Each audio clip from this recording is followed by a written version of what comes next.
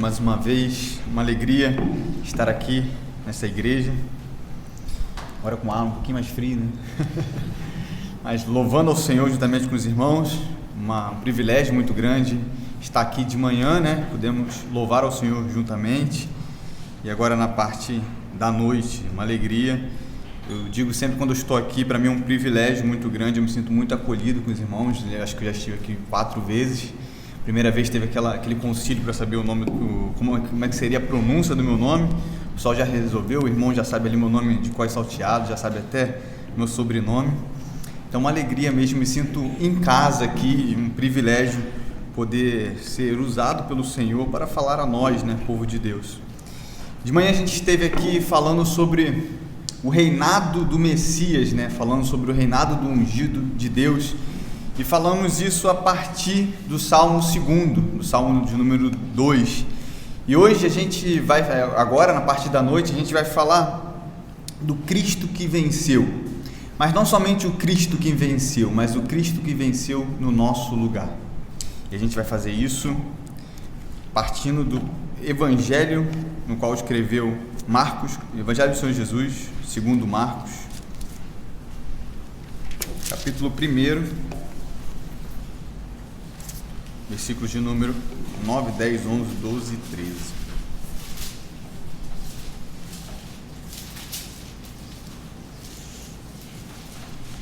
Os irmãos vão procurando boa.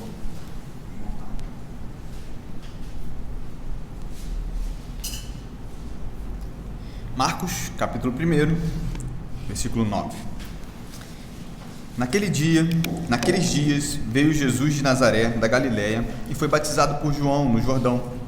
E logo que saiu da água, Jesus viu os céus se abrirem e o Espírito descendo como pomba sobre ele. E uma voz disse dos céus: Tu és meu filho amado, em ti me agrado. Imediatamente o Espírito o levou para o deserto, e esteve no deserto 40 dias, sendo tentado por Satanás. Estava com as feras e os anjos o serviam. Vamos orar? Senhor nosso Deus e Pai, nesta noite nós somos privilegiados, ó Pai, em estarmos na Sua casa. Neste momento queremos, ó Deus, pedir, Senhor Deus, a intervenção, Senhor Deus, do Teu Santo Espírito. Que o Senhor possa falar aos nossos corações, ó Pai, através da Sua santa palavra, através da Sua sagrada palavra, ó Deus. Que neste momento nós possamos, ó Pai, estar atentos àquilo que o Senhor tem a dizer. Que o Senhor possa me abençoar, ó Pai, que nada que eu venha falar seja de mim mesmo, mas que seja somente fruto do Teu Evangelho, oriundo da Sua própria palavra, ó Pai. Neste momento queremos pedir também, ó Pai, que nós não somente compreendamos o texto, mas que nós possamos aplicá-lo dia após dia na nossa vida. Que seja para a honra e glória do Teu santo nome. Amém. É interessante a gente pensar que, embora a gente possa ter uma convicção de que no Brasil existem muitas igrejas evangélicas, e a gente normalmente, utopicamente, fala que vivemos num país cristão, isso não passa de uma mera impressão, porque, infelizmente, por mais que nós possuamos ou tenhamos muitas igrejas evangélicas em nossos meios, na nossa rua, em algumas ruas, umas até de frente a outras, né? A maioria delas, infelizmente, não apresenta um evangelho segundo as Sagradas Escrituras. A maioria apresenta um evangelho desvirtuado, ou até mesmo enganoso, ou como Paulo diria, um outro evangelho.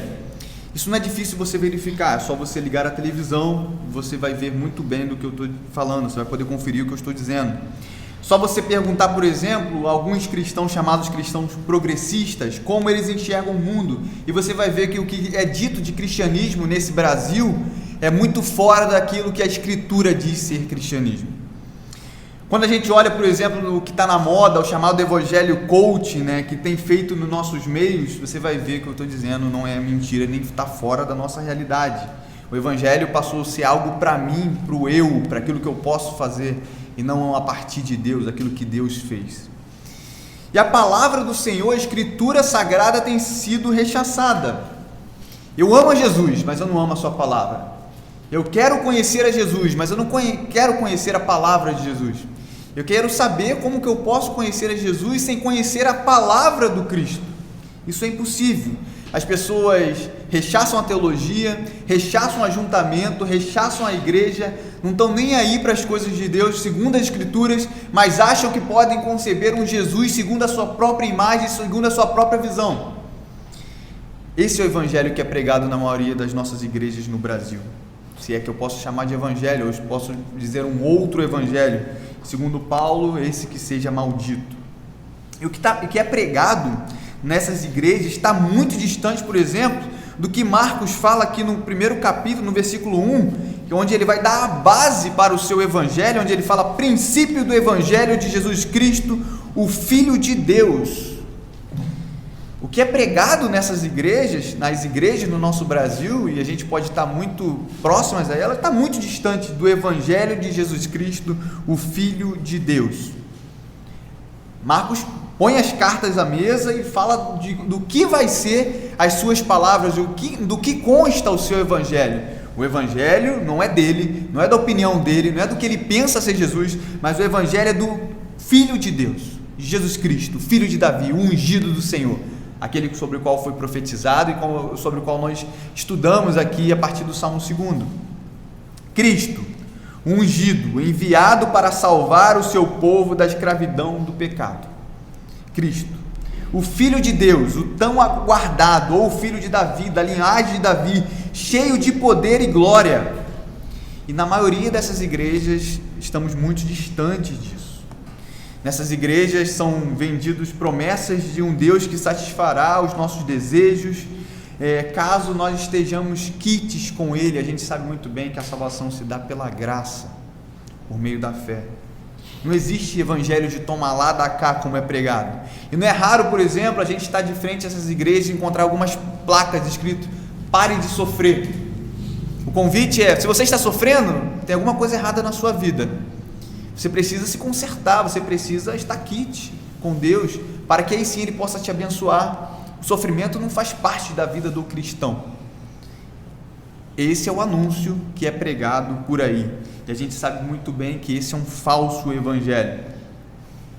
A promessa é de que uma vida com Deus é uma vida sem sofrimento, é uma vida à parte de qualquer dano, qualquer coisa ou empecilho que eu possa ter durante essa jornada, essa carreira, como Paulo diz.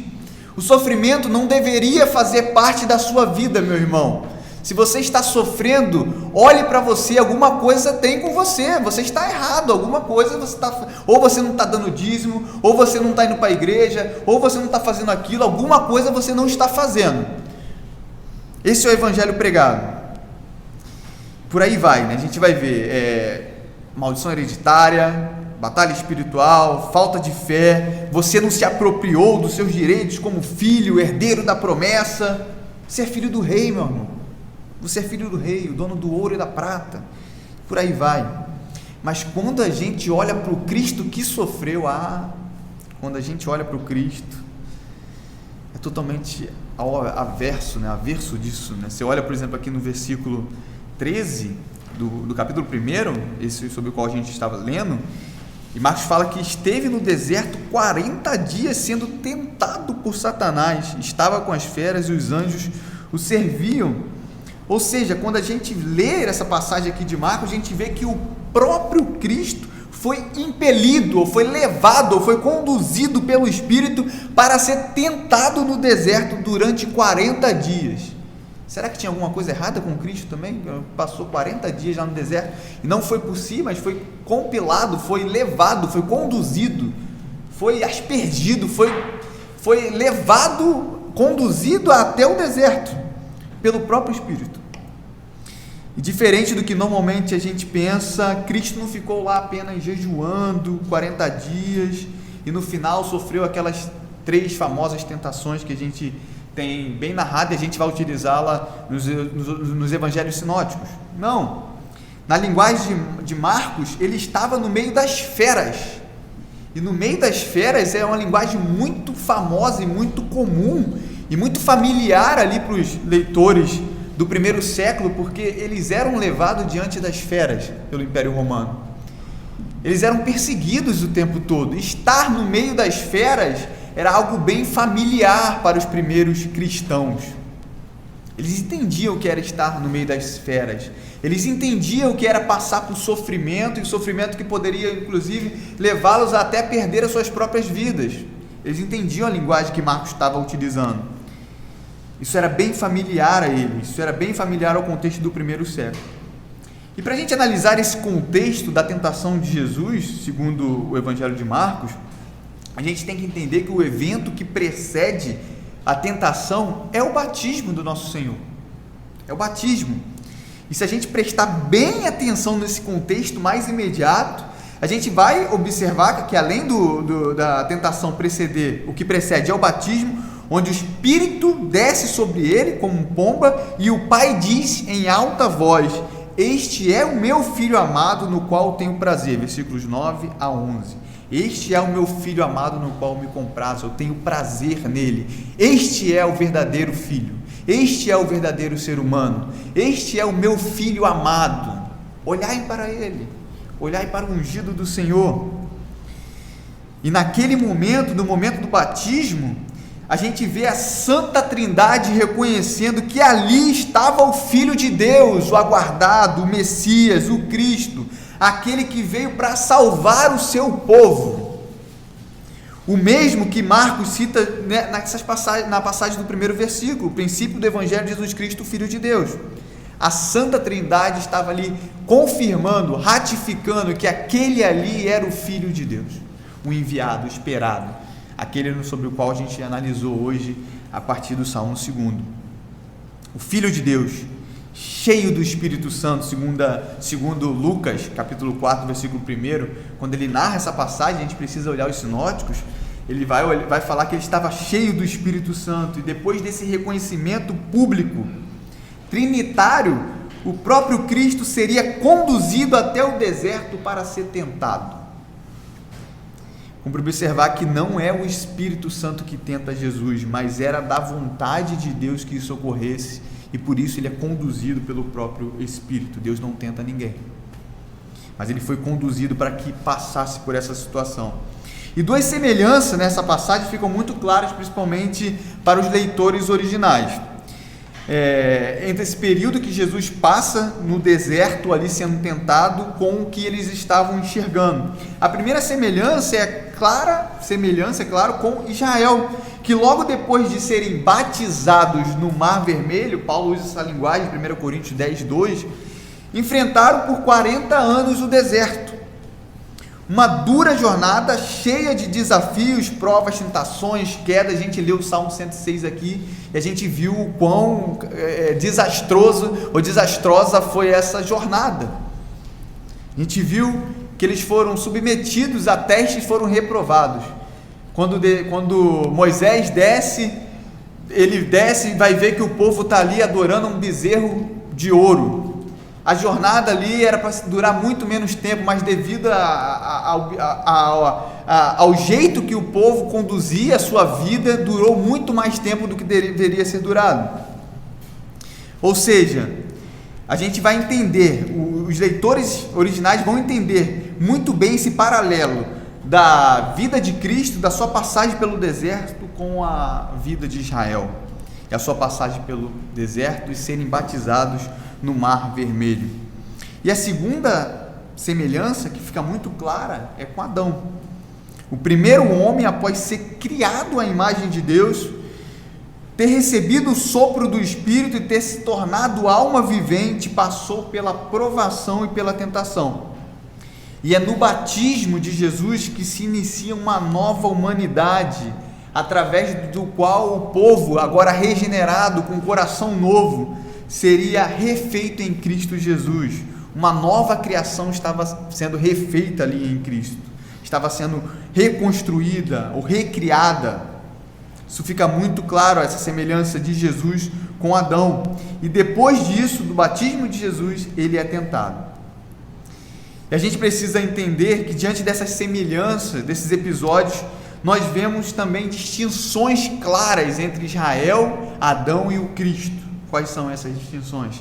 Primeiro, que enquanto Israel no deserto tinha perdido totalmente a batalha contra a tentação, a gente viu isso no Salmo 106, blasfemando contra Deus, contra Moisés, adorando bezerros, quebrando o pacto, a lei de Deus. Jesus atravessa o deserto de maneira perfeita, agradando a Deus em todos os seus atos.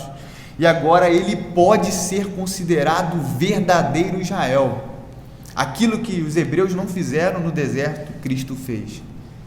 Aquilo que os hebreus não fizeram na saída do Egito em direção a Canaã, Cristo fez. Cristo foi o verdadeiro Israel. Ele fez aquilo que era para os hebreus terem feito e não fez. E não fizeram.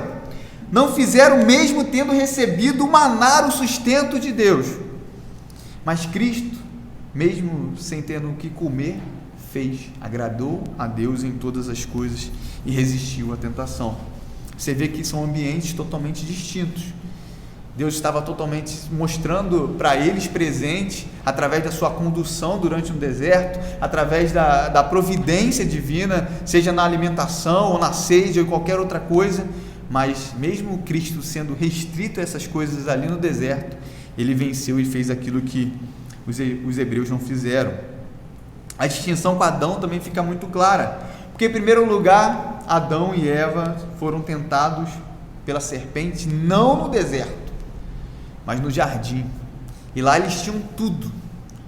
Foram criados bons e não tinham o que reclamar, não tinha sofrimento, as condições eram totalmente favoráveis, diferente de Jesus. Estava, na linguagem de Marcos, no meio das feras, sendo tentado o tempo todo. Adão não, Adão estava tranquilo, de boa, como o pessoal fala, mas não venceu a tentação, A gente entende que eles foram tentados não no deserto, não 40 dias sem comida, sem água, ou com o corpo fraco ou debilitado, mas no jardim, onde possuía tudo o que precisavam, e mesmo assim a gente já sabe o resultado. Diferente do primeiro Adão, Jesus sai vencedor desta batalha. Romanos 5 é prova disso. E é por isso que Paulo vai chamar Jesus do segundo Adão, aquele que fez o que Adão deveria fazer e não fez. Ele precisava passar pela mesma prova que o primeiro Adão passou, porque para receber esse direito de representar o seu povo, e morrer pelo seu povo, e conquistar o seu povo, e ganhar pelo seu povo, e vencer no lugar do seu povo, ele precisava vencer esta batalha. Ele precisava vencer a batalha na qual Adão foi derrotado. E é depois dessa batalha que Cristo ganha o direito de que nele uma nova humanidade seria feita ou refeita. Seria agora a geração dos filhos de Deus e não mais a geração dos filhos de Adão. Temos agora a geração dos filhos de Deus em Cristo, naquele verdadeiro ser humano que agradou a Deus em todas as coisas e passou pela prova sem nenhuma culpa, sem nenhum defeito, sem nenhum erro, passou batido, passou 100%, passou com louvor.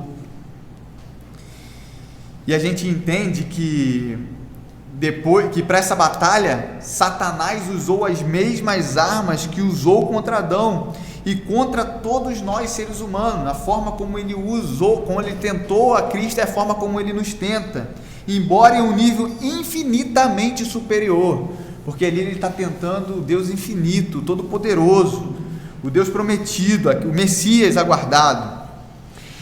E embora a gente também não veja em Marcos, o objetivo de Marcos é dar uma visão mais panorâmica e mostrar o Cristo em movimento, agindo, fazendo. Você vai ver no Evangelho de Marcos essa aplicação de gerúndio, de Cristo fazendo várias coisas, e saindo de um lugar e indo para outro, essa ideia de movimentação, e não tem tantos detalhes como, por exemplo, Lucas traz, o próprio Evangelho de Mateus.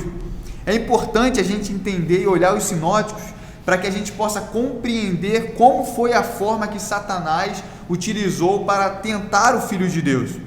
Porque o objetivo de Satanás era justamente destruir o relacionamento do filho com o pai, assim como ele destruiu o relacionamento de Deus com Adão. A gente sabe que quando há queda, há o pecado, há uma separação entre Deus e os homens, E essa separação, ela só é reatada, ela só é unificada, ela é reconduzida, ela só é religada em Cristo Jesus. Por isso que Ele é o único mediador entre Deus e os homens. Jesus Cristo, o homem, é isso que Paulo fala a Timóteo. Ou seja, a gente vai precisar entender como que foi isso. Para entender isso, eu vou levá-los e vou convidá-los a olhar o Evangelho de Mateus, no capítulo 4, onde ele dá algumas descrições do que foi essa tentação. E vamos entender um pouco o que foi os níveis dessa tentação.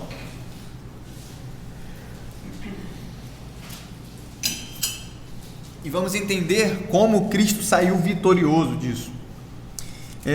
No capítulo 4, versículo 3, começa o diálogo e é dito assim: então o tentador aproximou-se dele e disse: se tu és filho de Deus, ordena que estas pedras se transformem em pães. A primeira área, o primeiro nível de tentação que Jesus é conduzido, submetido, é justamente a área da vontade da carne, os desejos da carne, a vontade de ter, a vontade de adquirir sem medir consequências. É uma tentação que é justamente, ela é humana, mas ela também é estritamente messiânica, porque ela fere a identidade e a divindade do Messias. Porque se Cristo não fosse Deus, Satanás não poderia falar para ele assim, se és o Filho de Deus, então transforma essas pedras em pães. Se ele não pudesse fazer isso, não seria uma tentação para o Cristo. Ele poderia fazer isso. E o diabo disse para ele: se és o Filho de Deus, manda que esta pedra se transforme em pão ou em pães. Engraçado é que o diabo sabia exatamente quem era o Filho de Deus. Lembre-se no batismo que isso ficou muito claro, ficou visível a todos.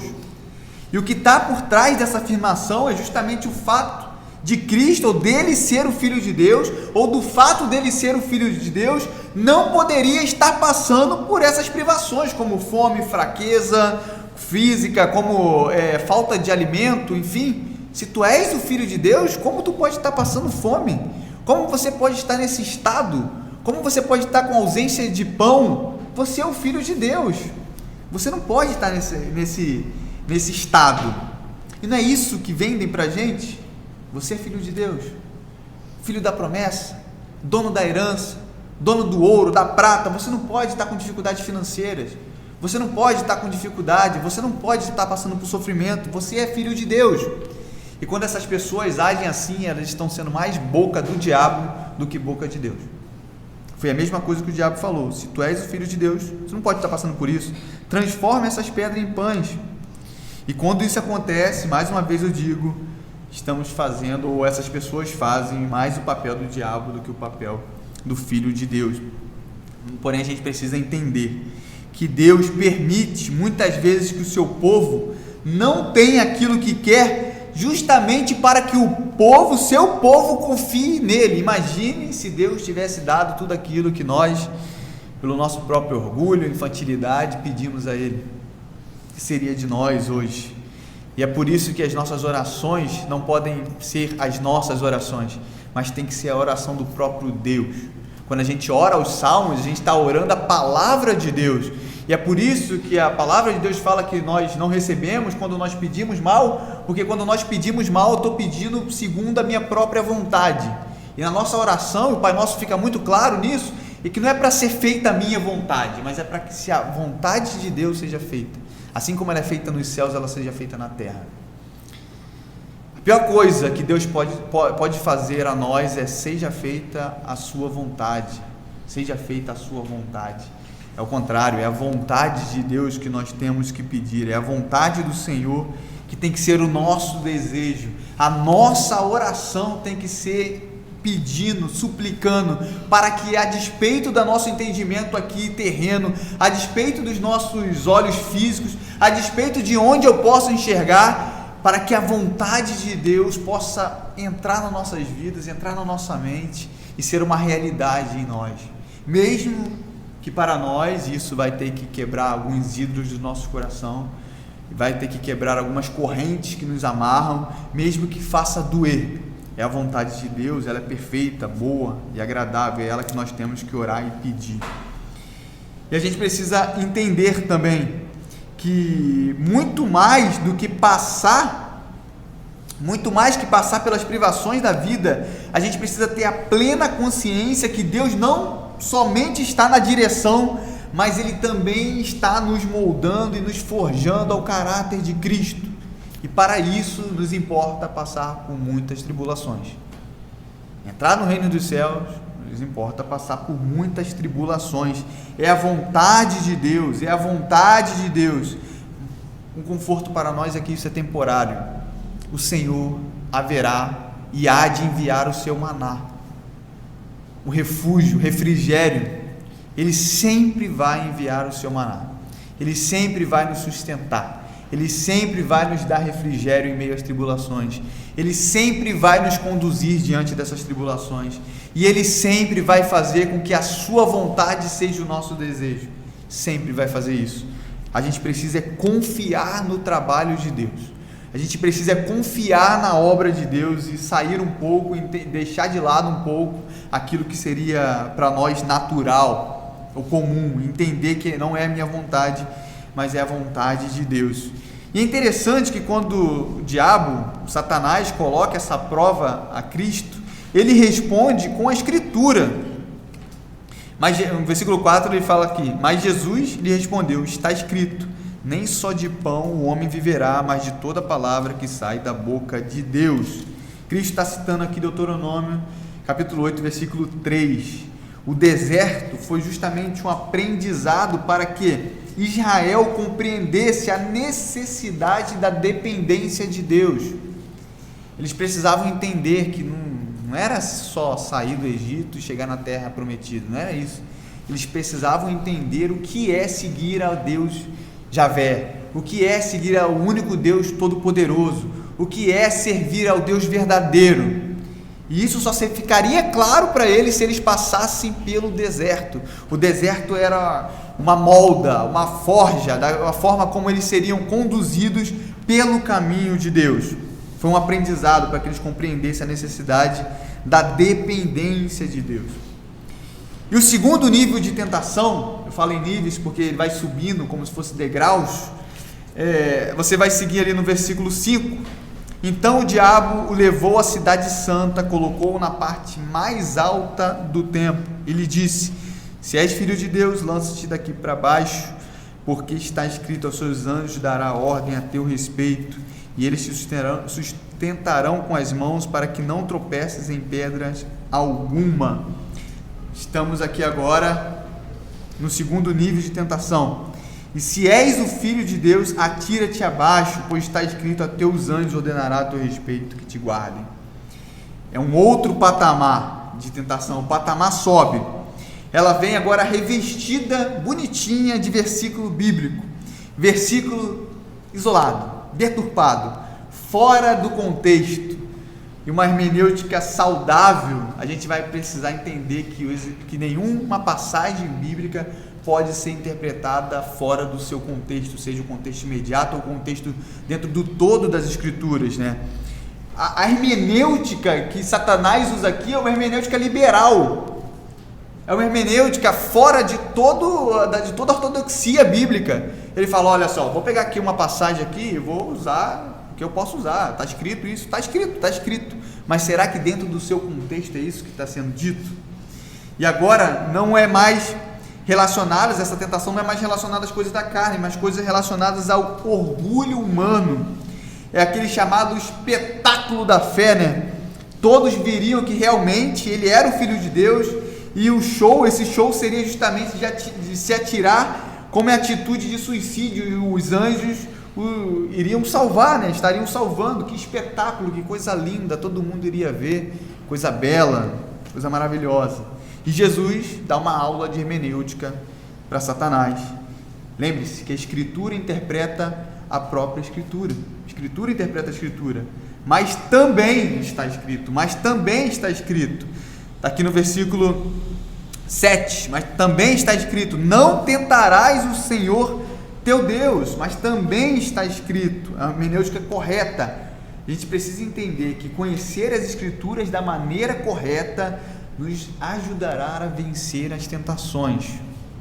Vencer tentação sem conhecer as Escrituras é impossível. Vencer tentação sem conhecer a palavra de Deus é impossível. E não é só conhecer os versículos, não é só ter de cor os versículos, mas é saber o que aquele versículo está dizendo dentro do seu contexto, saber o que aquilo se aplica e como que se aplica. Não é fazendo aplicação de qualquer maneira, mas é entender primeiro para quem aquela passagem foi dita, qual foi o propósito daquele autor ao dizer aquela passagem, e como que nós podemos fazer um paralelo com os nossos dias hoje. Não é simplesmente eu ter uma caixinha de promessa na minha casa e retirar um trecho lá e achar aquilo que Deus quer falar para mim, ou colocar o meu dedo na Bíblia. Isso é hermenêutica totalmente errada. A hermenêutica correta é entender aquela passagem dentro do todo das Escrituras, e é isso que Cristo faz. Mas também está escrito. Entender a Escritura da maneira correta, mais uma vez eu digo, nos ajudará a vencer as tentações. Não rejeite a teologia, não rejeite os pastores que estão aqui expondo as Escrituras, não rejeite o aprendizado bíblico, não rejeite isso, porque isso será muito útil, e é muito útil na nossa vida quando as tentações nos sobrevierem. Versículo 8, ele segue: e o diabo levou ainda a um monte muito alto e mostrou-lhe todos os reinos deste mundo e a glória deles, e disse: eu te darei tudo isso se prostrado me adorares. Te darei todos os reinos deste mundo se prostrado me adorares. Lembre-se que agora estamos no terceiro degrau da tentação. Agora não é mais os desejos de vontade da carne, não é mais a soberba humana, a questão do orgulho humano, mas agora está no desejo de ser, ou chamada soberba da vida, a questão da idolatria. Eu te darei todos esses reinos, os reinos do mundo, se prostrados me adorares. Lembre-se que Jesus aqui não falou para ele que ele estava errado. Os reinos, interessante, né? Jesus falou: não, como assim? O mundo não te pertence. Mas lembre-se que ele venceu Adão naquela grande batalha no Éden, e por isso ele tinha direito em relação aos mundos, ou ao mundo, aos outros povos.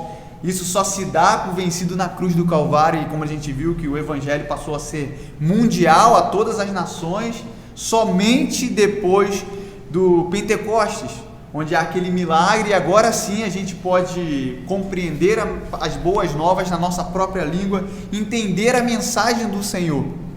Antes a fé ainda era nacional, no sentido de ser dada a Abraão e depois a Israel, mas isso ficava entre eles ali, não havia um evangelismo por parte de Israel.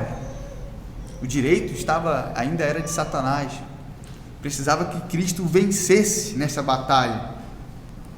E você vai ver isso. E o maior problema do ser humano é justamente a idolatria.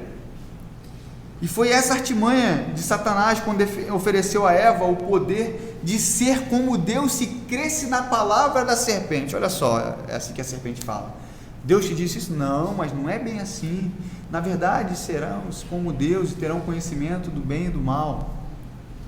E ao invés de acreditar na palavra de Deus, Eva e Adão acreditaram na palavra da serpente, acreditaram na hermenêutica liberal, acreditaram no mundo, acreditaram naquilo que as pessoas têm a dizer, mas não acreditaram na palavra de Deus, não confiaram no poder de Deus, acreditaram no falso evangelho, acreditaram naquilo que parece ser bom, acreditaram naquilo que era agradável aos olhos, acreditaram naquilo que os seus olhos achavam bacana, legal, mas não acreditaram na palavra de Deus.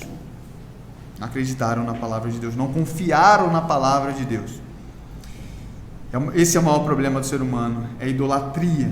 E quando Satanás ofereceu independência de Deus a Adão e venceu Adão, ele ofereceu o poder e os reinos que foram entregues a ele e perdeu, pois Jesus tinha plena convicção de que o que venceria esta batalha era a palavra de Deus e não a palavra da serpente.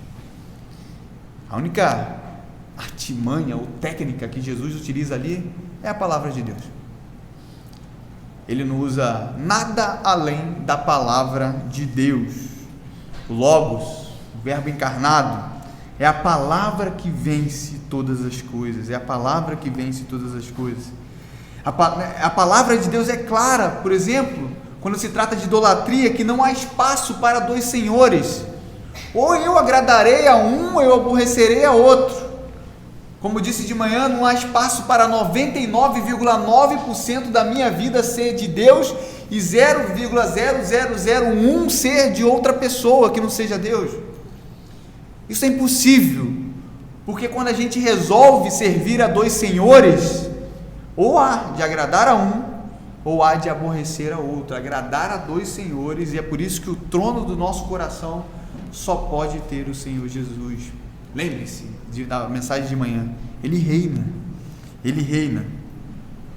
Na palavra de Deus é clara, não há espaço para flertar com o diabo e agradar a Deus nos cultos. Por exemplo, a velha dicotomia de nós cristãos, né, que somos cristãos dentro da igreja, somos cristãos talvez, às vezes nem dentro do nosso lar, mas dentro da igreja é certo a gente ser cristão, mas saiu dessas quatro paredes aqui, na faculdade, no trabalho, ou em qualquer outra área, na política, ou qualquer outra questão, eu penso como um mundano, eu penso a parte de Deus, eu voto em qualquer pessoa, eu penso leis como qualquer outra pessoa, mas o ser humano ele é integral, e ele integralmente é do Senhor. Lembre-se de Abraham Kuyper, não há um centímetro quadrado sequer da existência humana que o Senhor Jesus não diga, é meu, nós somos dele, e o Senhor requer de nós exclusividade.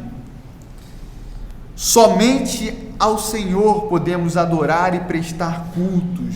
Não há espaço para dois eu sou, só há um eu sou. É isso que ele mostra a Israel, é isso que ele mostra a nós, e é só em Cristo que nós podemos entender isso. Lembre-se, o Senhor reina. E para concluir, eu queria trazer algumas aplicações dessa passagem que a gente acabou de ler e explicar. A primeira é que a gente não pode acreditar nessas mentiras, de que pelo fato de que você é cristão, não pode passar por sofrimentos, as tentações não podem vir até você. Se isso acontece é porque tem alguma coisa errada com você, tentações virão. A questão não é a tentação, a questão é como nós reagimos a ela.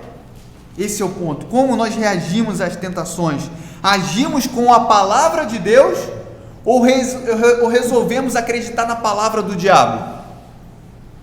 Quando as tentações nos sobrevêm, eu ajo segundo a palavra de Deus, eu atuo utilizando a palavra de Deus, ou eu prefiro acreditar na palavra do mundo, de qualquer outra pessoa, da carne, do meu coração, do meu sentimento?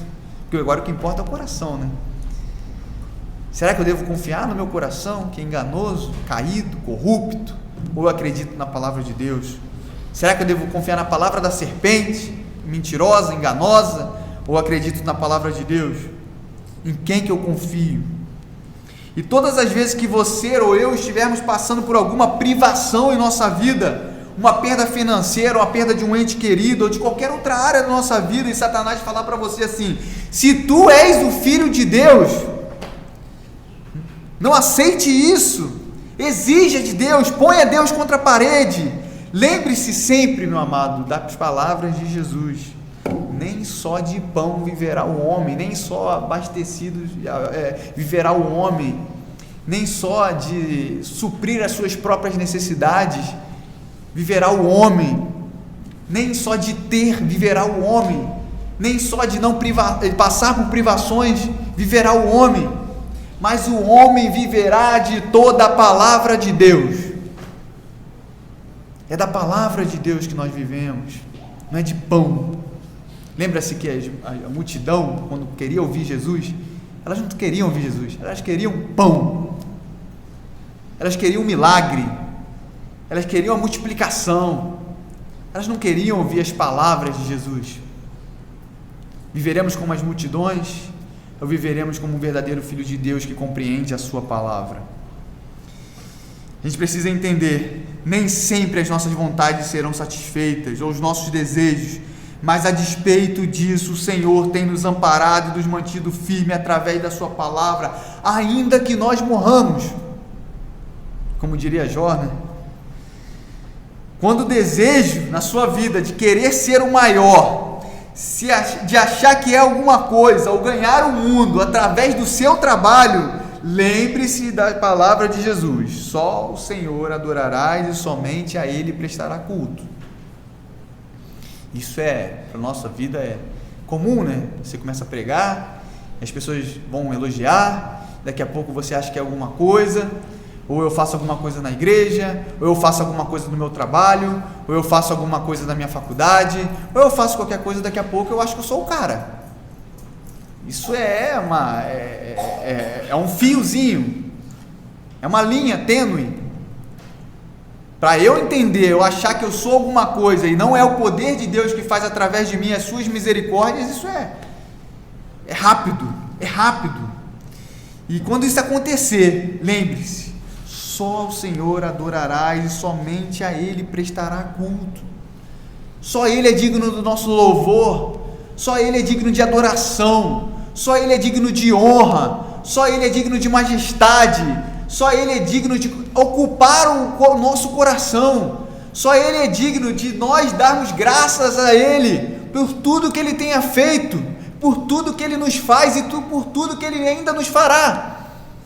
É só ao Senhor Jesus que nós podemos prestar culto. Não caiamos na idolatria, seja do eu, seja do mundo, ou seja do diabo. O segundo ponto de aplicação é que nós precisamos entender que o nosso Senhor não nos deixa sozinho neste mundo. Ele está conosco em todo momento, seja na tentação, seja nas privações, seja na ausência, ou seja na bonança também. Ele está sempre conosco. Ele nos ajuda na tentação, Ele sabe tudo sobre a nossa humanidade. Ele esteve aqui, se encarnou, sofreu em tudo, porém, em uma coisa distinta de nós, não teve pecado. Ele sabe muito bem o que nós passamos, Ele sabe muito bem em que nós somos tentados. Ele passou por tudo isso e, portanto, confie nele. Ele sabe o que está fazendo, confie nele. Ele sabe como nos moldar ao seu caráter. E um outro ponto é que, além de passar por isso, ele venceu.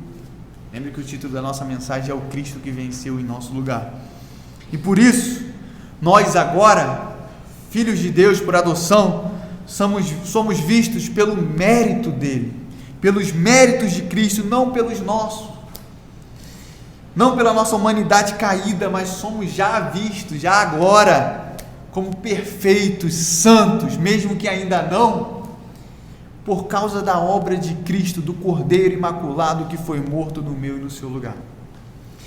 Toda vez que você se vir diante de uma batalha como essa que Jesus teve e venceu, lembre-se que só tem uma alternativa para nós: correr para aquele que venceu, para os braços de Cristo. Não tem outro lugar que nós possamos ter refúgio, não tem outro lugar que a nossa vida possa ser amparada, não existe outro lugar em que nós possamos encontrar solução, não existe outro lugar, é somente em Cristo.